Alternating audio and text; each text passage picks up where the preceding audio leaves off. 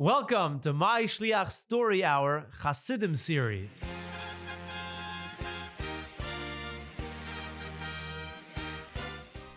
Tayir Shluchim. We begin today a new series in our My Shliach Story Hours Chassidim series. We will begin to discuss and learn about the history and the life of another chosid of the Alter Rebbe, the Mitteler Rebbe, and then from the Tzemach Tzedek, the famous chosid Reb Binyomin Kletzker. The chosid Reb Binyomin Kletzker we touched upon briefly in earlier episodes, primarily when we were discussing the chosid Reb Pinchas Shik, or as we know him as Reb Pinchas Reizes, because Reb Binyomin and Reb Pinchas were actually first cousins. Little is known about Reb Binyomin Kletzker's immediate family. What are the names of his sons and some of his daughters? We do know that he had sons-in-law. So before we get into the stories of Reb Binyomin, what type of chosid he was, what his derech in avodah was, and how we can learn from this chosid to improve our yiras shamayim and our avodah, and the way we can go about our shlichus to bring Mashiach and be true Chassidim of the Rebbe, let's hear a little bit, an overview of the history of Reb Binyomin's life before we get into some individual particular stories. Reb Binyomin Kletzker came from a very, very respected and choshev family. He was the son of Reb Moshe and Fenkel Eisenstadt. Reb Moshe moved to the town of Kletsk. That's why Reb Binyomin was known as Binyomin Kletzker, whose real last name was Rabinovich, and we'll get to that in a moment, why his name was Rabinovich, when his father's last name was Eisenstadt. Reb Moshe moved to the town of Kletsk around the year Tov Kuf Chof, or 1760, after the passing of his father, Reb Michoel Eisenstadt.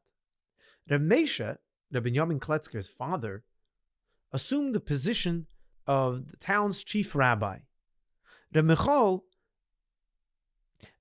got the name Eisenstadt because he came from the city of Eisenstadt, or Eisenstadt, where his father, Reb Meir Ashkenazi, who was a big mechaber svarim, he wrote the Sefer Panim Yireis, which is actually a Sefer relied upon by Rabbanim today. He was a big Rav and a big Pesach. He's credited with bringing Yiddishkeit and Torah to Hungary. He was a Rav in the city of Eisenstadt. Reb Meir, Reb Binyomin's Zayde, came from a very, very choshev family. He had a very great yichus. He was the great nephew of the great Pesach, the Shach, Reb Shapsi Katz. Ask any of your fathers or your Zaydes, your uncles that learned smicha, they'll tell you about machlekes in between the Shach and the Taz, two commentaries, two mefarshim on the Shulchan Aruch. These are svarim that we learn even till today. And the Shach was the great, probably even 4 times great uncle of Reb Binyomin Kletzker. Reb Binyomin's mother on his father's side, so Reb Moshe's mother, came from the famous Mirks Mishpache, who was from the very choshev and fierce misnagdisher families. They were Einiklach of the famous Reb Shol Weil, or Katzenellenbogen, who was actually known as the king for a day, the king in Poland. We'll talk about that one day. We'll say the story of how Reb Shol became the king for a day. He was also an Einikul of the Ramah, Reb Meir Israelis, also brought down in the Shulchan Aruch. So we see now Reb Binyomin came from a very, very choshev mishpacha. In the year Tov Kuf Memhei, 1785, Reb Binyomin was already one of the outstanding Talmidim of the Alter Rebbe. So we don't know exactly when or what brought Reb Binyomin to Chassidus Chabad. We know Reb Shmuel Munkes, we spoke about Reb Hillel Paritcher, Reb Pinchas Reizes. What brought them, what drew them in to the Alter Rebbe that they should become Chassidim? However, it's not clear, or at least I haven't found yet, where Reb Binyomin made his connection with the Alter Rebbe and with Chassidus. Reb Binyomin's last name, like we said earlier, was Rabinovich, or Rabinowitz. If he lived in America, they'd say Rabinowitz. Reb Binyomin Rabinovich. Why was it called Rabinovich? Because if you remember, in Russia, people didn't have last names. In Europe and Poland, in those days, no such thing as last names. So people took the name that their father had. So take, for example, the Alter Rebbe. What was the Alter Rebbe's last name? The Alter Rebbe's father's name was Baruch. So the Alter Rebbe was known as Reb Zalman Baruchovich, the son of Baruch. The Mitteler Rebbe's last name was not Baruchovich because his father was Schneier, the Alter Rebbe's name. So the Mitteler Rebbe was known as Doivber Schneiuri. The name Schneier's son started by the Tzemach Tzedek. Tzemach Tzedek started the name Schneier's son, which continued down to the rest of the Rabbeim. But again, that comes from the Alter Rebbe, the first Rebbe of Chassidus Chabad. Similarly, because Reb Binyomin Kletzker or Reb Binyomin Rabinovich came from such a illustrious family and such a chosid of a yichus, came from some people would call it Gezhe, from both sides, they called him Rabinovich, which means the family of rabbis, the rabbinical family. Reb Binyomin married the daughter of Reb Eliyahu of Pinsk, who was then living in the city of Shklov. And we spoke about in previous episodes how Shklov was the epicenter of Torah, and especially for Misnagdim in those days. After his chasana, Reb Binyomin moved to live with his shver in his town, in the town of Shklov. He moved from Kletsk to Shklov because the minig was in those days that the Talmidei Chachamim would sit and learn by their father-in-law. Their father-in-law would take care of them for a few years after the chasana. Similarly to today, a younger man gets married and goes to Keilel for at least a year. But in those days, it lasted a lot more than a year. At that time, the city of Shklov, like we mentioned, was a great center for Yiddishkeit and for Torah. And like we spoke in previous episodes, the Av Bezdin for the city of Shklov, the head of the court, his name was Reb Chanei Chenechshik. Reb Chanei Chenechshik was a brother-in-law to Eliyahu Pinsker, who was the shver of Reb Binyomin Kletzker. Who was the son of Reb Chanei Chenechshik? We spoke about him earlier. Pinchas Reizes. This means that the chosid, Reb Pinchas Reizes, and Reb Binyomin Kletzker were first cousins. So it's safe to assume, based on that Reb Binyomin learned, or at least studied in the same base medish as his first cousin, Reb Pinchas Shik, or Reb Pinchas Reizes. So they were l'chachera around the same age. We mentioned in the previous podcast, in the series of Reb Pinchas Reizes, that Reb Pinchas became a chosid of the Alter Rebbe after the great debate that took place in Shklov. Refer back to that episode for more detail. That happened in Tov Kuf Mem Gimel, or in 1843. And it is mentioned over there that Reb Pinchas was just one of 60 Talmidei Chachamim from Shklov and the surrounding towns that traveled after this debate. They traveled to Liazna to learn from the Alter Rebbe at that time. It's safe to assume that if Reb Binyomin had not already been a chosid of the Alter Rebbe at that time, he was probably one of those Talmidei Chachamim that made the trip to the Alter Rebbe during that time. Kinderlach, it's important to have all this information about the history of the chosid before we get into particular stories so that we can get an understanding of his personal life. We have to understand, Chavre, that these chassidim were once regular people like you and I. And it is through using their keiches and chushim that the Rebbe gave them, and through much effort and determination, and Ibergegebenkeit, and searching for what's emes, that they ended up becoming the chassidim that we know today. And each and every one of us are given the tools and the keiches to be the ultimate chassid that the Rebbe wants you to be as well. Let's go back to the story. So after learning diligently for some years, Reb Binyomin became involved in business. We spoke in other episodes about different chassidim that were involved in business. We know that Reb Pinchas Reizes was very wealthy because he got a Yerusha from his mother-in-law. We spoke about Reb Mendel Futterfass. He also had a business prior to him getting fully involved in his Aveda with Mesiras Nefesh, helping Yidden.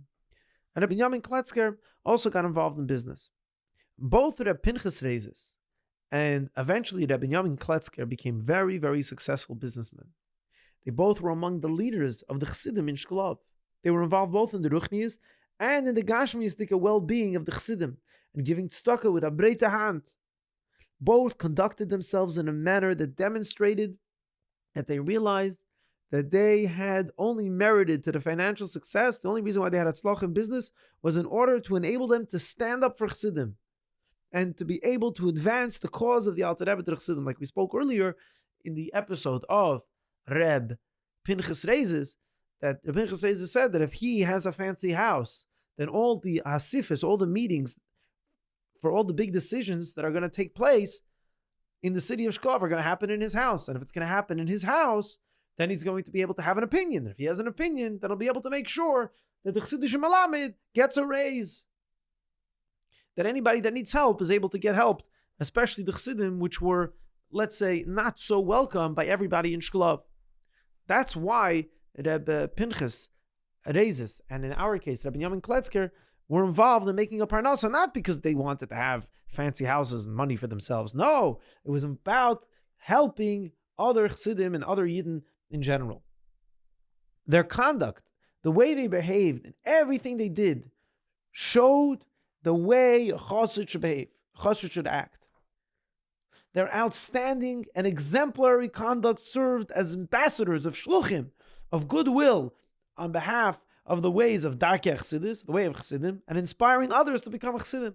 These Chevra, Reb Binyomin Kletzker and the Pinchas Reizes, demonstrated what it means as Geita chosid, Shlofta chosid, as Esta chosid, because they knew, because they were Chassidim of the Alter Rebbe, and many Chassidim at that time, like we discussed, had a target on their back, especially in the city of Shklov, where they weren't so welcome. When somebody sees a big respected Talmid Chacham, a wealthy man in the city of Shklov, and he acts with such edelkeit, with such ernstkeit, with such yirshamayim, they say, oh, this guy is a chassid? Maybe chassidim are not as bad as I thought. Maybe I should, consider the ways of the Alter Rebbe, the ways of chassidus.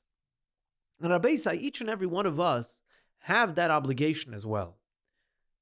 The Rachash says, you ever heard somebody say, you made up achil bells or achil satmer?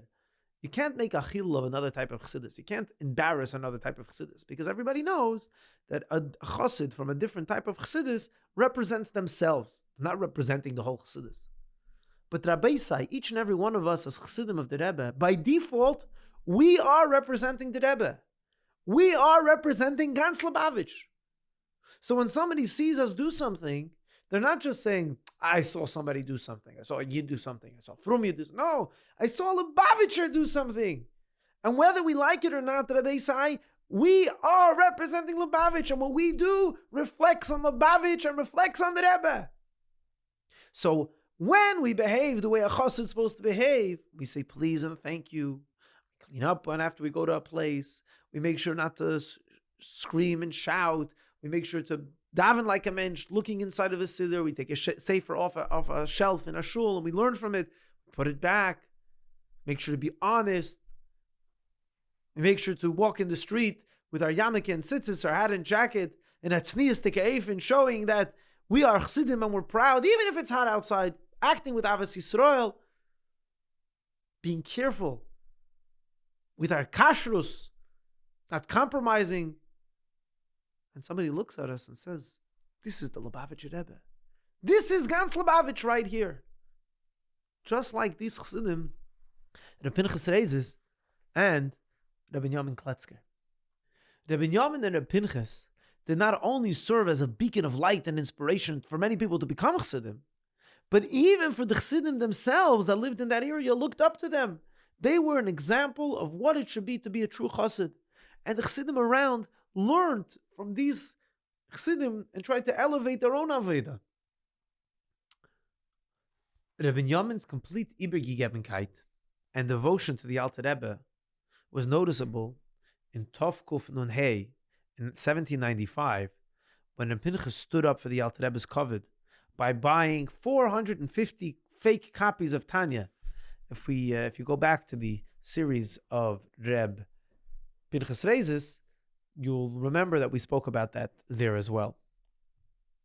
We said that story.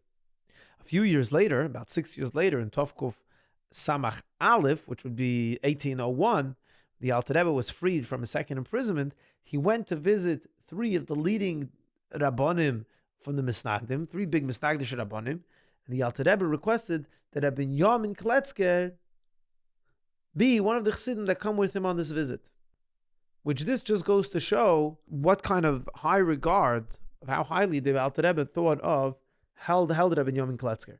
Interesting, while they were going to visit these Rabbonim, Reb Binyomin Kletzker one time said that when he and the Alter Rebbe visited Reb Moshe Chayfetz of Shklov, Reb Moshe asked the Alter Rebbe a bunch of different questions. One of the questions he asked was, how many arguments, how many machlekes are there in Shas between Abaye and Rave? The Alter Rebbe answered a certain number. So Reb Moshe asked, really? That's it? No more? The Alter Rebbe said, there are more machlekesen, but there are those people that say that it's not Rava, it's not Abaye and Rava, but rather it's Abaye and Rabba. After asking other questions, Reb Moshe said to the Alter Rebbe, I don't understand. You tell your Chassidim, you state that you don't enjoy gashmistic things. But please forgive me, Reb Alter Rebbe. I'm looking at your hemdel, I'm looking at your shirt, and I see it's a very fancy shirt. It's made from fine linen, very fancy, expensive material. Look at me. I actually am a very wealthy man, me, Reb Moshe Chavetz. And I don't wear such a fancy shirt. My shirt is made out of flax.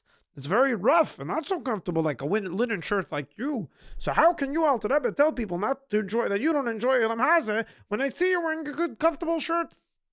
Believe me, the Alter Rebbe said, I don't even know which material my garments are made of. Reb Binyomin, who was there, told over the story to the Mitteler Rebbe, and the Mitteler Rebbe told him that the truth is that my father, the Alter Rebbe, Taka, has no idea what the clothes that he's wearing are made out of. 12 years later, when the Alter Rebbe had to run away from Napoleon, Reb Binyomin was one of the Chassidim who traveled alongside the Alter Rebbe's family. And since Reb Binyomin was extremely close to Beis Harav, to the Alter Rebbe's family, it was Reb Binyomin Kletzker who the Chassidim chose to send to the Mitteler Rebbe, who was at the time in Kremenchuk, not with the Alter Rebbe, to inform him about the Alter Rebbe's histalkos on Chof Dalid Tevis.